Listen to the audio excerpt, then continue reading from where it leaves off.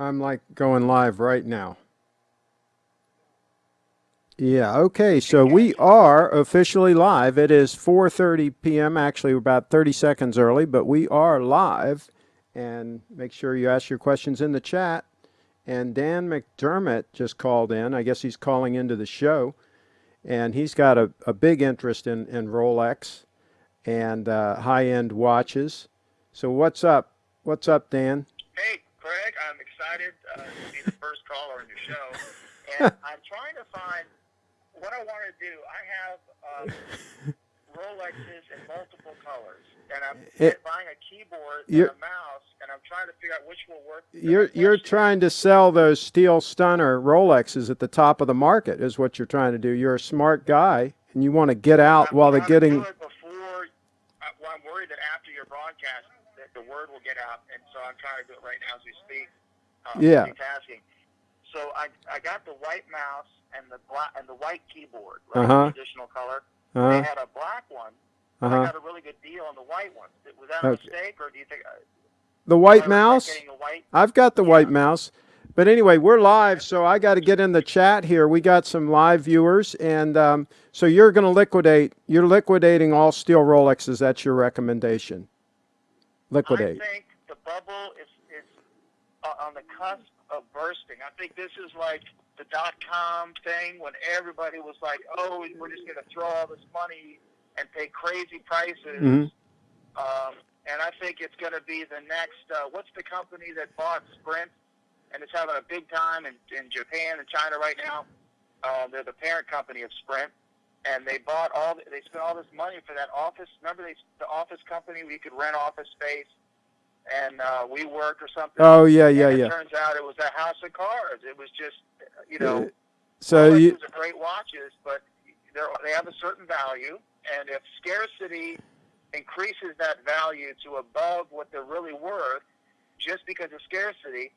Now we're at the point where the scarcity is going to disappear, and so is that additional value. So they're going to come back down to earth, and you want to get out right now. In my opinion. Get out while the getting is good. All right, there you go, Dan McDermott. Dan McDermott live on the show. Thanks for calling in. And I've for 50 years been a Rolex fan, so I know what I'm talking about. Good luck with the broadcast. There you go. Carry on.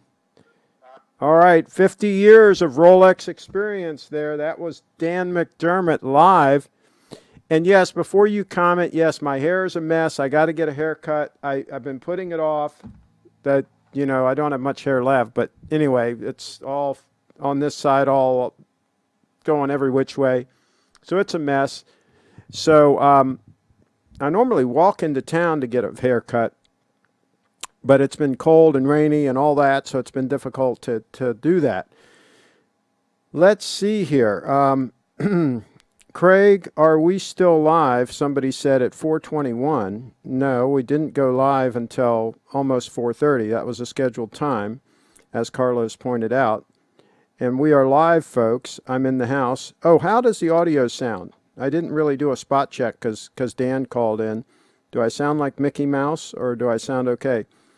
And David's in the house. He says hi. And so here's the topic. This is the reason. This is a semi-emergency broadcast. And the reason being, the Clivester did a broadcast recently, and somebody wrote into the show, and they are selling or have sold. I couldn't gather if he had actually already sold them or is in the process of selling 6 steel stunners for $60,000, 60,000 USD. So that's an average of $10,000 a piece. And one of them is the Pepsi, the new Pepsi. So, and all of them are pretty desirable models. There's only one model that I think is readily available. But anyway, so it looks like he's getting out. He's getting out at the top of the market. Oh, I didn't turn on my my close-up camera here. Let me do a quick focus on this. Stand by a second.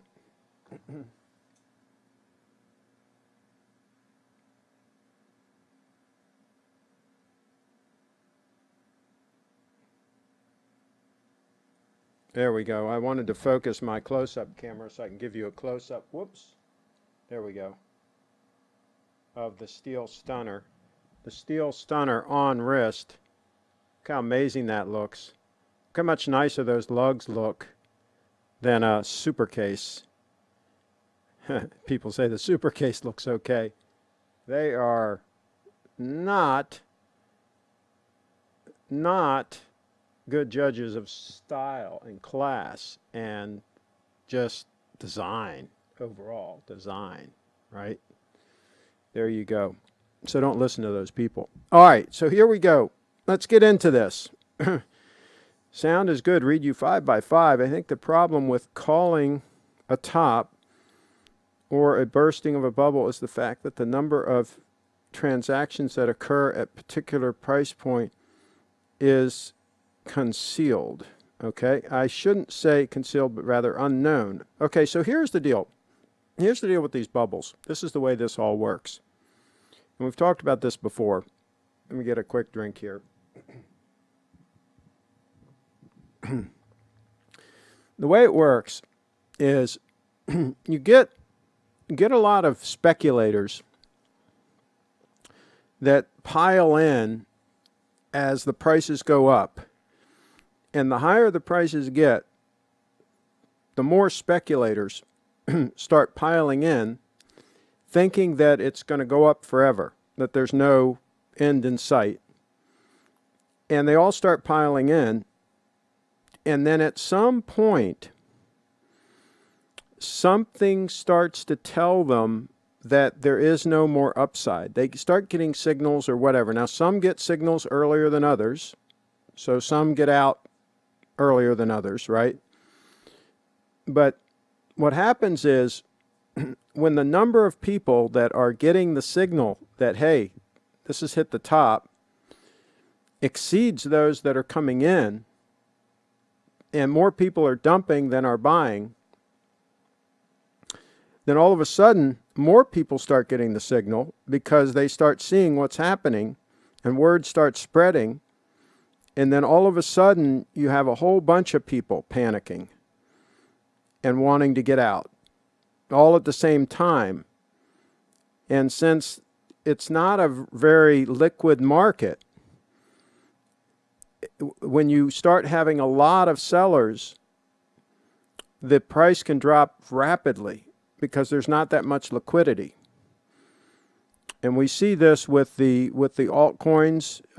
We see it with Bitcoin too. I mean, Bitcoin will have big moves, right? Because it's only so liquid, right? But it's a lot more liquid than the altcoins. The altcoins will crash and burn like nobody's business because they're just not liquid. There's not that much volume. So if somebody comes in and wants to sell a whole lot, all of a sudden the order books just crashes. I mean, there's not any buyers in there. And so I think that's what we're going to see with the Rolex bubble.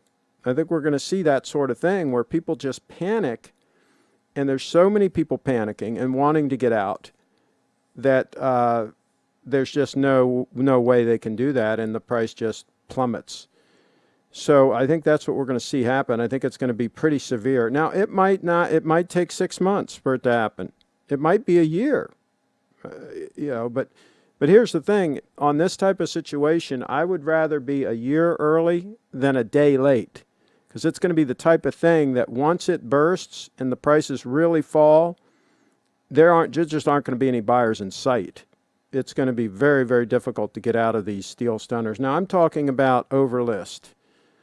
I'm talking about getting out, at the high prices. You'll always be able to sell them at a discount. So let's say the watch is a $10,000 retail watch. You'll probably be able to get $6,000 for it used. I mean, that's always been the case with Rolex, right? You can get a certain percentage of the retail value if you sell them used, right? And that's what we're going to go back to, is we're going to go back to the normal. It's going to normalize. See, what we have now and what we've had for the last few years, that's not normal, okay? What's going to happen is we're going to flip back to normal is what's going to happen here, because normal is normal for a reason, right? So, David says, all out and about today will watch the replay later. There you go. All right, let me refresh this and make sure we're not missing anything here. And by the way, I did a couple of product reviews recently. I did some upgrades on my main workstation. My main workstation now is a MacBook Pro 13-inch. And so I added a GPU to it, an eGPU, because the new software will take advantage of it. I tried one a couple of years ago, and it really didn't help that much. But now the new software on the new Mac OS takes more advantage of the eGPU, and it seems to help speed up certain tasks in Final Cut Pro when I'm editing and things like that. The difference between ceramic Rolexes and land is that they're not making any more of the latter. The investment is based on faith that Rolex will continue to not make enough watches. That's a good point. And also, I would argue that they are making enough watches. I would argue that the reason that there's a shortage is you've got a number of people that are buying more watches than they really want. They're buying them because they're speculating on them, because they think they're a good investment. And as soon as they stop thinking that they're a good investment and they start dumping them, then those watches will become available to the people that really want the watch to wear and use, and so they'll become properly distributed. Right now, they're not properly distributed. I think they're making enough watches, but they're just not properly distributed to the people that really want to wear them. A lot of them are being hoarded by people as inventory. So I think that inventory will become more dispersed, and I think that will solve the problem. Let's see here. Only speculators are maybe getting out. I've been a collector for 35 years and the price is irrelevant. I only buy what I want to keep and never pay above MSRP ever. David Lee in the house. There you go. Yeah, it's speculators. It's anybody that bought extra watches because of the value proposition. And you see people all the time in the forums. By the way, somebody made a comment on one of my recent videos where I showed that 18 karat gold Grand Seiko stunner. And they said, oh, you shouldn't buy that watch. That watch will only be worth whatever the value of the gold is. In other words, it's going to lose its value like crazy. As soon as you buy it, it's going to crash and burn and be worth like nothing, right? And I responded to him. I said, listen, if I bought that watch, I wouldn't be buying it to resell it. The reason I would be buying it is because I want the watch and I'm going to wear it. So I don't care what the resale value is. I'm not buying it for that purpose. So I just don't get it. I don't get this obsession with resale value. And I think these people that are obsessed with resale value, I think they're going to have a rude awakening when they try to sell these watches that they think are so valuable. They're going to be kind of stuck. Okay, Joel says, I like my Rolex just fine. Don't need a Seiko. There you go. Well, a Grand Seiko is not for everybody. I've said this many times on the channel. The Grand Seiko, and here's a good example of one. The Grand Seiko is only for those who just want a superior watch, who want a better watch. And in this case of the 9F movement, probably the best movement ever made, the most robust, most accurate movement out there, as far as the combination of all those things. I think one of the Citizen watches is actually more accurate, but it's not as robust. So if you want robust and accurate, you kind of have to go with the 9F, and there's one right there. So yeah, the Grand Seiko is really only for those who just want a better watch. Those who want the brand name and want the prestige of having a Rolex, you got to buy a Rolex. You've got no choice. You can't. There's no substitute for that. You can't buy an Omega and get the same brand awareness and so forth. You're not even going to get the same brand awareness if you buy a Patek. Most people aren't going to know what that is. Now, a lot of people, the dirty secret is, a lot of people don't know or care even what a Rolex is. You think that everybody out there and all John Q. Public, if they know what a Rolex is, a lot of them don't. A lot of them are clueless. and even if they do, they don't care. And so if you want a watch to impress people, you really have to go with like something like a date 8, an 18 karat yellow gold date 8, because that's going to impress people no matter what. They don't have to know anything about watches to see that hunk of yellow gold and to be impressed. Now, they might be impressed in a negative way, depending on how you carry yourself and how you're dressed and all the rest of the equation. But they will take notice of an 18 karat gold date 8. They're not going to give a damn if you're wearing like a Sub or a Pepsi or any of these highly sought after steel Rolexes. They're not going to care a lick about that. And even if people do know that you're wearing a steel Rolex, they'll be like, oh, okay, it's a steel Rolex. It's no big deal. But you're wearing a solid 18 karat gold Rolex, and John Q. Public, they know what that is. As Mr. Gandhi once said, there are enough stainless steel Rolexes for everyone's need, but never enough for everyone's greed. Buy Invicta Pro Divers cheap. Keeps good time, and with a great NATO band, I get more comments than a Rolex. There you go. Yeah, depending on the crowd that you're hanging out with, like a big, huge, like really gaudy looking Invicta, it would go over real well with a crowd that likes real tacky stuff. A lot of people out there that like tacky stuff. A guy in one of the forums sold his car and a kidney to buy. Okay, I wonder if that's true. So let me know, folks, are any of you planning on selling? Are any of you planning on selling any of your steel stunners at the top of the market? Let me know in the chat if you plan on getting out while the getting is good. And if you do, what you will buy to replace it. I made the argument in the past that if you had one of these steel stunners and you can get significantly over list for it, you can get out of that steel stunner and buy one of these at a deal. There's one for sale right now in the forums. Greg Good has one heavily discounted. He's like one of these flippers, right? He has a short attention span. So he bought a 231. He bought this watch and he really liked it. And he wore it for a couple months on and off. He's got a bunch of watches. And now, of course, he's got his eye on something else. So he's got a 231 heavily discounted. He's in New York. And here, let's get a close-up of this.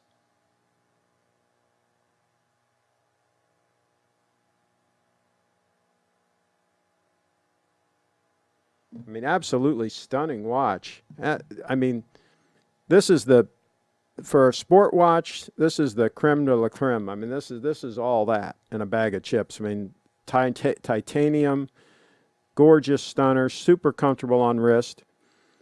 And he's got it bargain basement priced, mint condition, complete box and papers, the whole 9 yards. So you could sell your steel stunner Rolex, buy this for a fraction of the price, take the rest of the money, invest it, and make some real money on a real investment, and have a watch that you can just wear and enjoy that's more comfortable than the Rolex on wrist. And arguably more legible, easier to read. It's got the 22 millimeter bracelet, so the proportions are better. Now this is a big watch. This is a 44 mil watch, but because it's titanium, it's super comfortable on wrist. It's more comfortable on wrist, and because of the shape of the lugs and all this and how everything's rounded and very comfortable, unlike a super case, right? It's more comfortable than a super case on wrist. Now what this will not do is it will not serve as a dress watch. You can't wear this as a dress watch, I don't think. I think it's too big for that purpose. But as a sport watch, it is fantastic. So there's an option for you. Now, if you want something you can force into dress use, that one right there is only 12 mils thick, and it's a 39 mil watch. So that could be an all-arounder. And that you can buy for even less money. That you can buy for less than $3,000 on the used market. So there you go. Again, you could sell your Pepsi. You could sell your Pepsi at top dollar And with the profit, assuming you paid list for the Pepsi, with the profit, you could probably buy that watch and basically have a free watch on your hands. So there you go. All right, I think that's it. We're not getting any other feedback here in the chat. Oh, by the way, this Patagonia I have, this is a vintage made in USA. It's nicely insulated. For these cold days, you really feel nice and warm in this. And the other day, Brianna was here, and she wanted something kind of warm to wear, so she tried it on, and she kind of liked this. It's kind of, I don't know what you would call this, a sweater, or what would you call this? How would you generically describe these? But she tried it on, and she did look a lot better in it than yours truly. So, as is the tradition on this channel, I'd be happy to show you what she looked like in this top. If you'd like to see it, just let me know in the chat, and we can make that happen. And this is an unpublished photo. This is a photo that is not public yet on my Flickr. It's on my Flickr, but it's not public yet. I may make it public at some point, but it's not as of now. So if you want to have an exclusive first look at this photo, just let me know in the chat. And again, give me any feedback in the chat as far as if you guys are thinking about selling at the top of the market, any of you. Hi, Craig. Never owned a GS. Is there any difference in quality with the newer ones with the GS logo versus the older ones with the Seiko on the dial? No, I don't think there's any real difference in the quality. I don't think they've upped their quality. I personally like the newer dial. I think it's less cluttered looking, and it's not just because it's Seiko and Grand Seiko. It's just a lot less cluttered, and I personally like a dial as free of clutter as we possibly can. And Carlos says, let's see Bree. Okay, there's one vote to see Bree, to see Brianna. And we'll see if we get another vote, we'll do it. If we get another upvote for that, we'll do it. We might do it anyway, even just for Carlos, because he's got a wrench. But we'll see if we get another vote. Just watch one of Mark's videos. He said, if you already have a Submariner, it's a no-brainer to buy a Yachtmaster to pair up. Well, Yachtmaster is fantastic. I would sell the sub. And if I had the Yachtmaster, I would just sell the sub right away. I mean, especially if you got, I'm talking about if you have a sub with a super case. I would sell that, absolutely. That's weird. I have a Patagonia on right now. Joel in the house, that's right. Okay, David has a vote, second vote. Okay, here we go. Here's Brianna, and it looks a little more red in that picture because of the lighting, but it's the same top. And unfortunately, she forgot to zip it up. I had to point out to her after we took the photo. I said, Bree, you're supposed to zip that zipper there. It's supposed to be zipped up. So she had forgotten to zip that up, but that's just the way that works. But yeah, I think she does look better in it than me. She's starting to like a lot of my clothes, and she has appropriated some of my clothes for her permanent use. I kept this. I didn't let her keep this. Next time she's here, she'll probably take it though. But she did take one of my motorcycle jackets. She really liked that. Let me see if I can pull that photo up of her in the motorcycle jacket. This is a vintage jacket that I had laying around, and it's really cool, really good leather. And we put it on, we're just kind of playing around, and we put it on, and yeah, she looks pretty good in that vintage motorcycle jacket. That jacket is definitely older than her. There's no doubt about it. It's probably 20 years older than her. But it's got a nice heavy zipper. It's got all heavy zippers in it. It's nice heavy-duty leather. And there it's paired with the kangaroo leather hat from down under, from Australia. So there you go. BrieFitDance.com is the link for her. Brie, B-R-I, BrieFitDance.com. So take a look at that. Check out my comment. Okay, I thought I did read your comment. If I was selling a Daytona, I'd let buyers offer the titles to their paid-off McLean, Virginia home. Yeah, absolutely. If you can get some McLean. The problem is the taxes are so damn high. Taxes are getting so high on this real estate. I'm thinking about liquidating some of my real estate and maybe parking some more money in Bitcoin. It's just getting so expensive to pay the taxes on this stuff. And I just wrote a bunch of checks for that, the taxes. And it's just getting old. So, yeah, we'll see how all that goes. All right, let's see what else. Just read that. Okay. And you look sharp in red, Craig, but have to say Brianna looks so much better. Yeah, she does look better. Yeah, I think that's right. Somebody says Brianna is hot. Yes.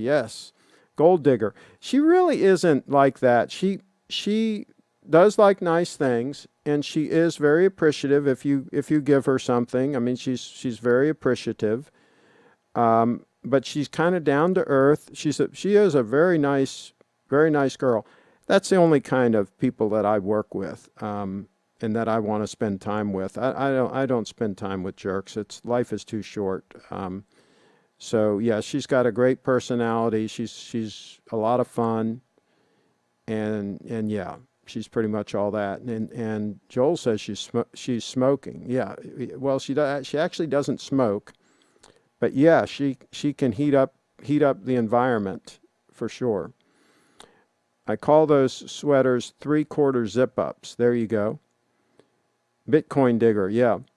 Yes, she does want Bitcoin. She does accept Bitcoin donation, by the way. If you guys, she's got a little barcode on her website. If you guys want to donate some Bitcoin to her cause, she would definitely appreciate it.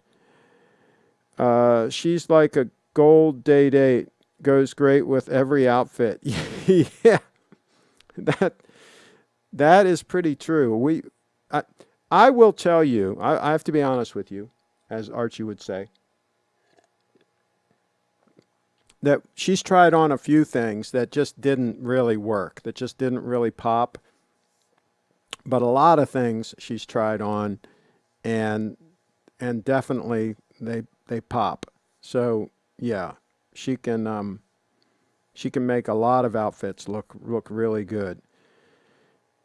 Bree is hot, but I think she will be hotter in 5 years. She'll hold up very well, I think. And I think she's very serious about taking care of herself and exercising and eating right. And we've talked a lot about nutrition and a lot of these things. And what's interesting about Brianna is she's willing to learn. She's got a very open mind. She's willing to learn about these things. She is a lot.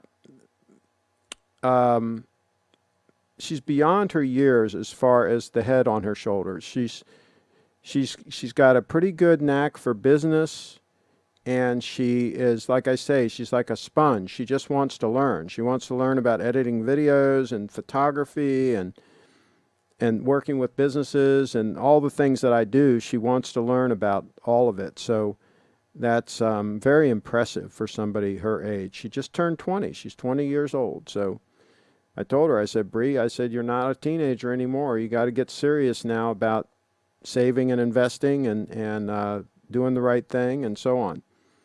Does she have a boyfriend? John, ask her on social media. Follow her on social media and interact with her. And hey, you might get lucky.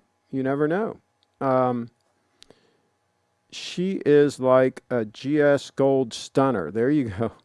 Craig, thoughts on the Martin Baker Bremont watches that are tested to the shock resistance level, ejection seats? Yeah, Bremont, Steve talked about those, and I think some of them are pretty impressive. I think that the spring drive is extremely robust, extremely shock resistant. And the 9F, the movement in that Grand Seiko right there is extremely robust.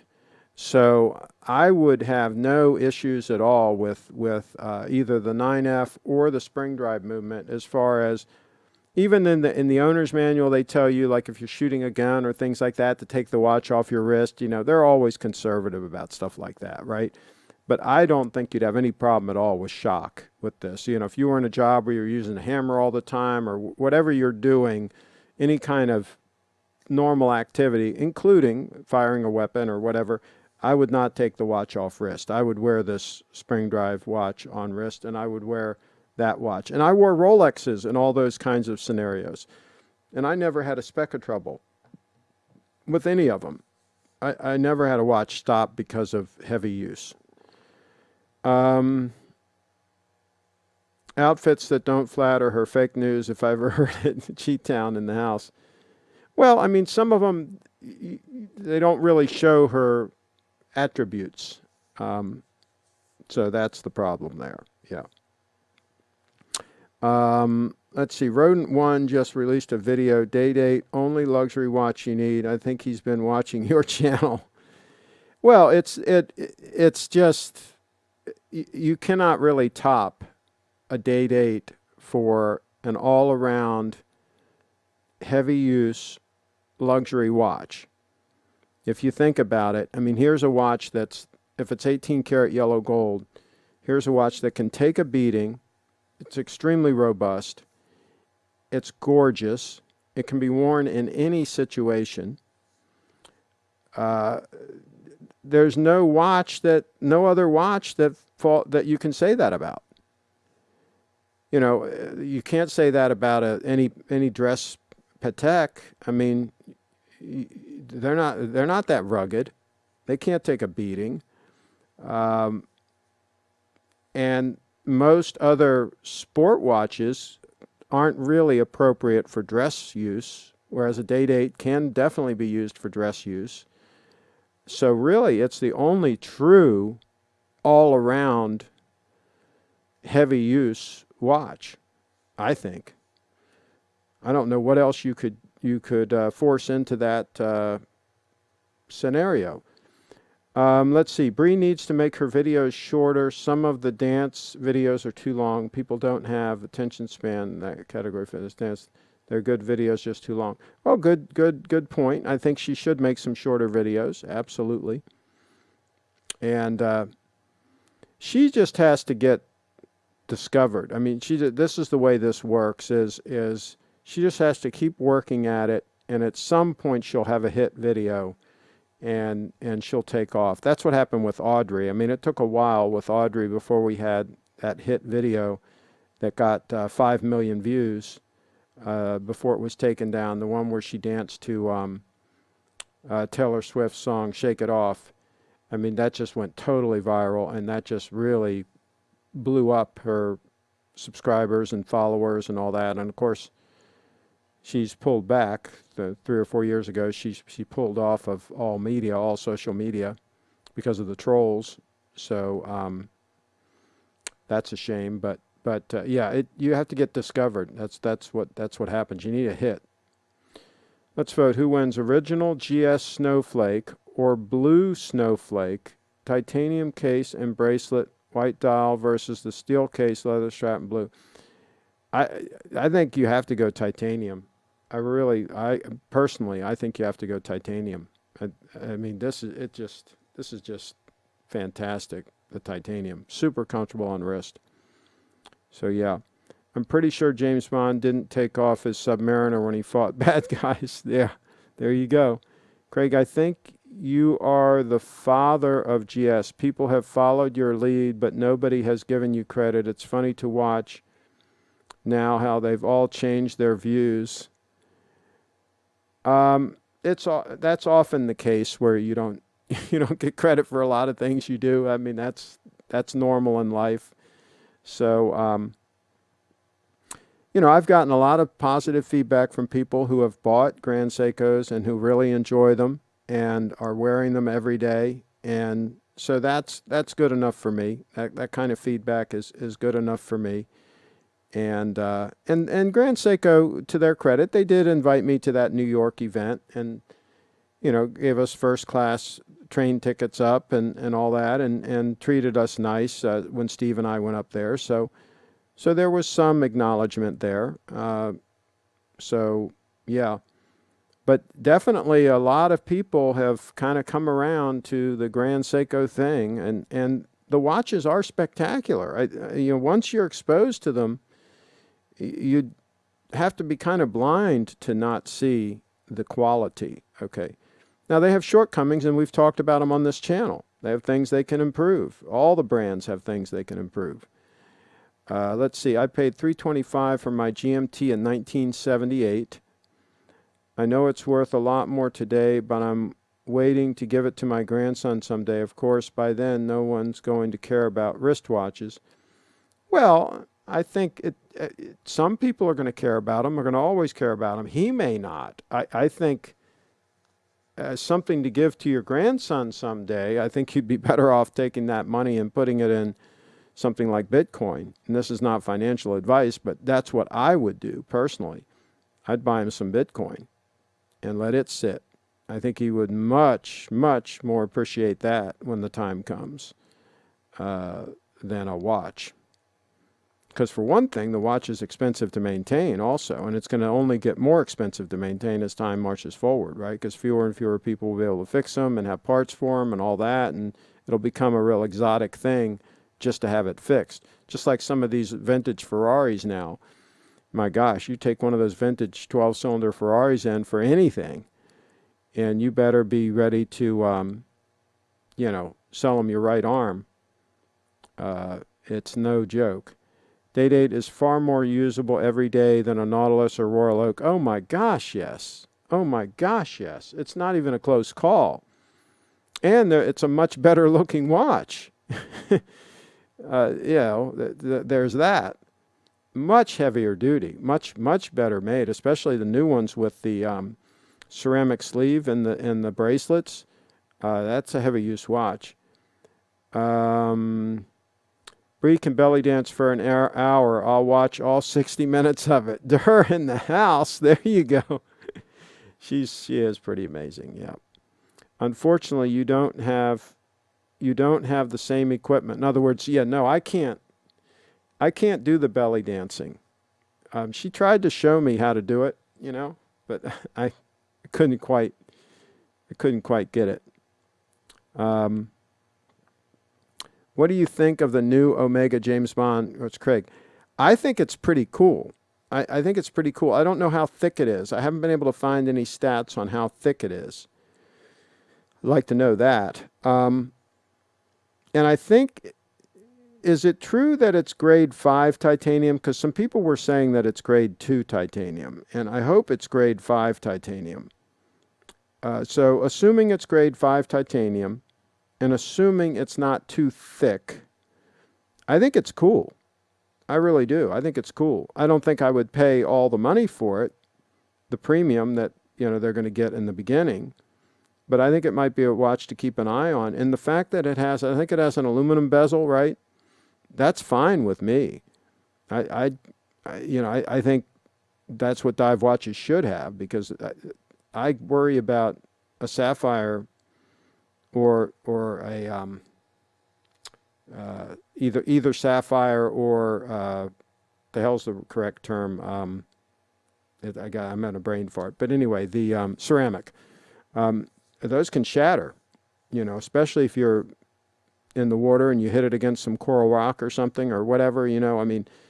I think that that's why this one is not ceramic.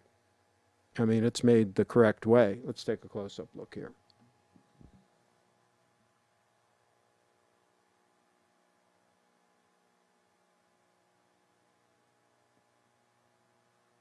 Stunner. Stunner, stunner, stunner. That's what we got there. Stunner. Let's see here.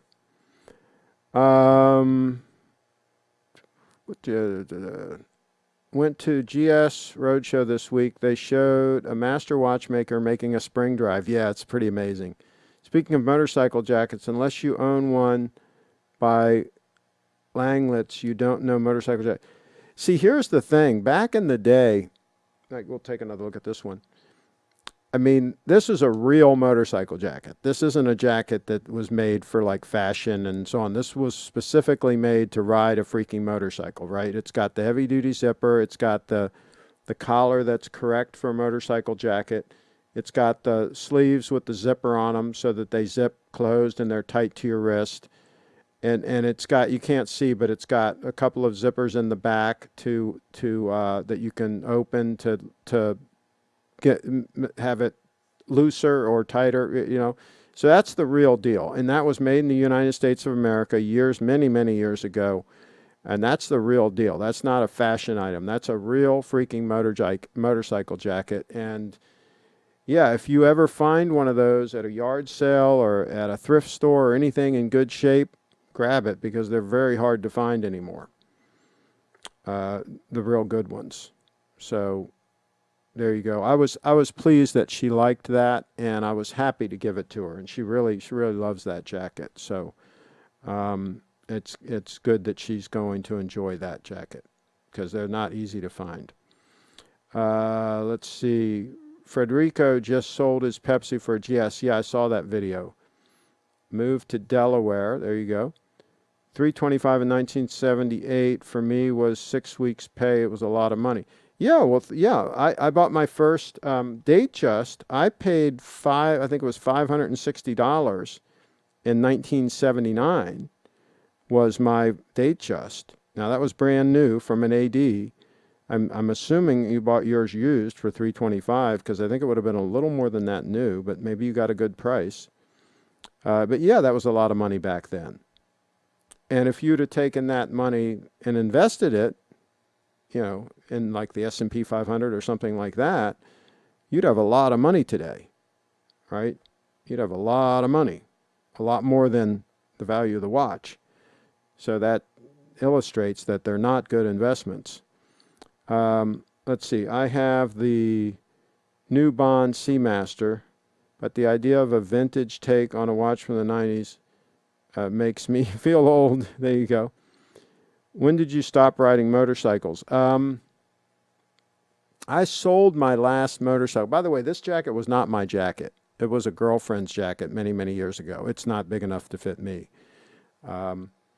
So I still have some jackets, some motorcycle jackets and stuff like that. I sold my last motorcycle maybe 5 years ago. And I don't know if I'll ever get another one. I might at some point get another one, but I sold my last one 5 years ago, and I've had quite a few over the years. I had a number of Harleys. They were, you know, fun, but a pain in the neck to keep running. I had a couple of BMWs, had some Hondas, had a lot of fun with them back in the day. I had a bunch of convertibles also. I don't have a convertible anymore. I guess I'm not as much fun as I used to be. So that's the way that works when you get old and decrepit like me. Which motorcycle was the last one you sold? It was a Honda. Let me see if I can pull up the picture of it. I think I have a picture of it in here in Flickr.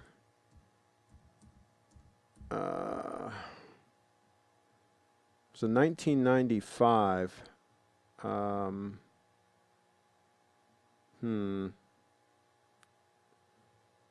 Shoot. The problem is all these photos from Shockley Honda are coming up when I search Honda.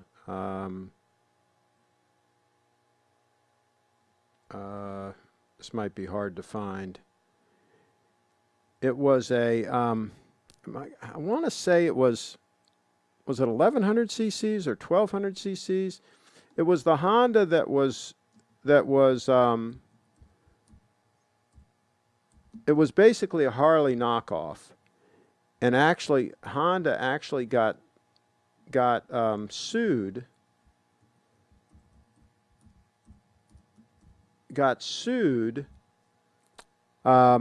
And I can't find the picture right now, but because of the sound, believe it or not. And it was a landmark case. This was 1995 Honda. Maybe somebody can figure out what it was in the chat and let you know. But anyway, Harley sued Honda because Honda was trying to make it sound like a Harley. Not just because it looked like the Harley, but it was because of the sound. Pretty funny. Pretty funny stuff. It was a Shadow. Honda Shadow. Yeah, if I search Shadow, I think it might come up.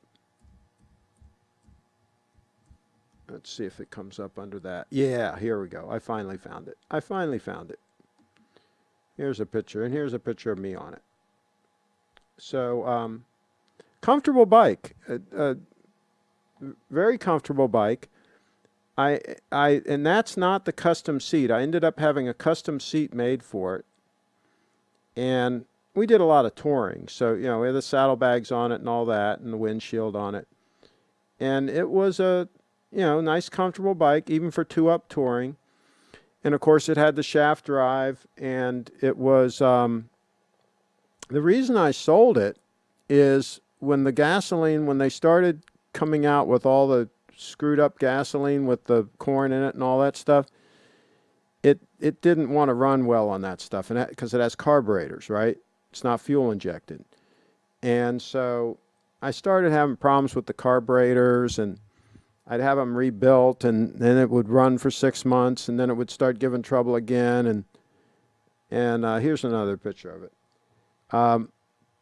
And I finally just got fed up with it, to tell you the truth. But I really enjoyed it because it had the, you can see there it had the floorboards like the Harleys have, and it, it looked very much like a Harley Sport Tourer or whatever, type of thing. It was a V-twin, big V-twin. But it had the reliability of a Honda, and it had the shaft drive and all that. So it was a nice, we enjoyed it. So yeah, that was my last one. And, here's the custom seat. There's the custom seat that I had made. I think it was by Corbin. I'm pretty sure it was by Corbin. And see, it had the backrest and everything that was adjustable, just like the Harleys have. So yeah, it was a lot of fun. There's another shot of it with my Frederick.com decal on it. Always the Frederick.com decal. So it was a nice, comfortable bike to tour around. Let's see, how smoothly did the engine run compared to Harley? A little bit smoother. It was still a V-twin, so ethanol, yeah. It ran pretty good, and it had, pretty good, when it was running right, it had pretty good pickup, pretty good pep. I mean, I forget if that's 1,100 or 1,200 cc's now. I forget now. But it was the big Shadow. They made 2 different models of that. They made the one with the smaller engine, and then they made this one. And I don't know if they still make them or not. It'd be nice to get a newer one that was fuel injected. That would be a cool bike to get, because that was really the only issue that I had with it, was the carburetors. I'd probably still own it if it wasn't for that. I even had a carrier on the back of my coach to carry it. When I traveled, I could take it with me. Let me see if I can, if I happen to have a photo of that. I don't know what. Let's see here. I might be able to pull up a photo of that. I don't know if I can or not. Let's see here. Let's see, Wander Lodge. Here's a set. See if I can find a photo of that on the back of the Bluebird. The Bluebird Wander Lodge. Um, hmm. Da, da, da, da, da.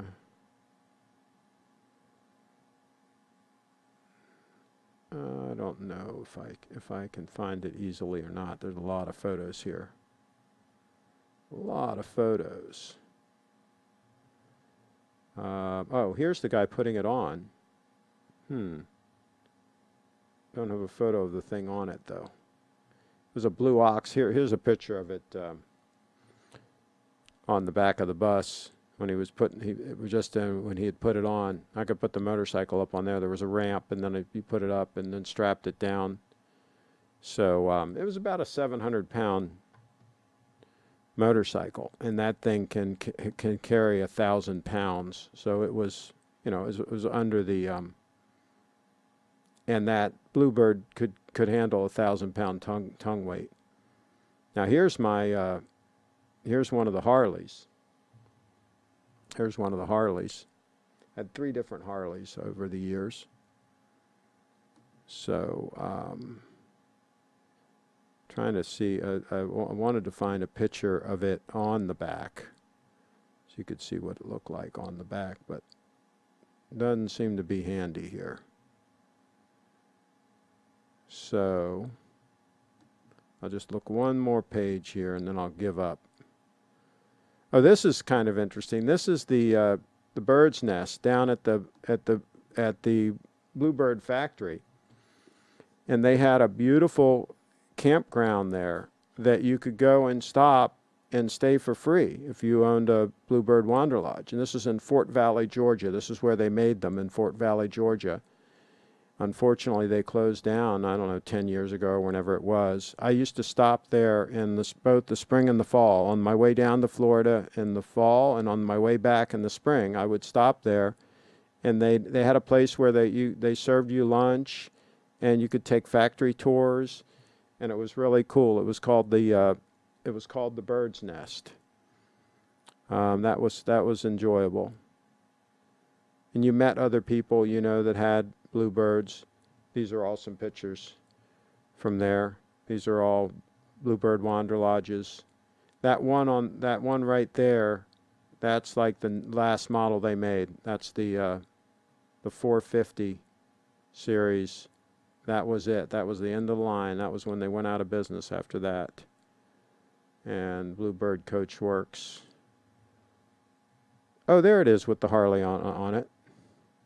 Right there. Not the Harley, with the Honda on it. That's my my Bluebird Wander Lodge with the bike on the back. So I would have been headed down. Let's see when that was taken. November of 2006. So I would have been headed down to Florida at that point. End of November. On my way south. So there you go. That's how that all works. Honda still makes the Shadow. Okay, there you go. If I wanted to get a touring bike, I'd go for a Honda Goldwing. Those are outstanding bikes. Yeah, they're just even bigger and heavier. That's the thing. You know, but yeah, they're a hell of a bike. I bought a Grand Seiko. I love it better than my Rolex. Glenn in the house. Should do some research. Langlitz is the real deal. I don't know what that is. Okay. I rode a 95 Road King and have toured most of Europe, and it has never missed a beat. There you go. A 95 Road King. Trying to think, the last Harley I had was, I think, a 1998. Let me see if I can pull up the Harley. I think it was a 1998, the blue one that I had. I had a two-tone blue. Oh my gosh, I've got 308 photos tagged Harley. Oh, here's the girl at the wing house named Harley. She's gorgeous. We'll let you see Harley from the wing house. There she is. There's Harley. Yeah, she was something else. Yeah. All right, so let's see here. Some of these, and there's some pictures I took of Miss Marilyn, Heather Young, at the time at the Harley dealership. And let's see here. Oh, and there's the shadow at the Harley factory right there. So there you go. We had the shadow that day there, and we also had the Harley there. So there's the Harley at the factory in Pennsylvania.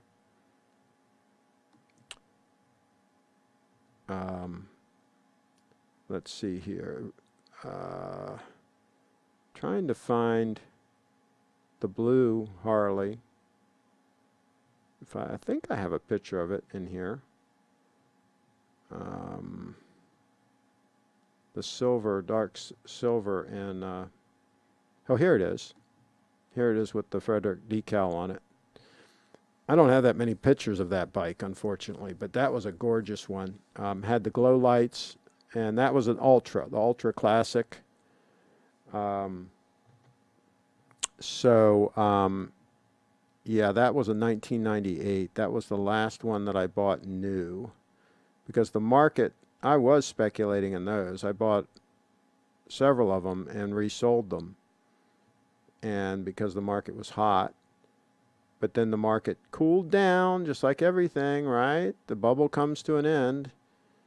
And that 1998, I think I lost a little bit of money on it. I don't think I even broke even on that one. Let's see. I also have a 95 Bad Boy in my lounge. There you go. Craig, which Rolex would you pair with a Harley? I generally was wearing a GMT Master, GMT2 at the time. There were times when I was wearing my Omega, but I was usually wearing the GMT.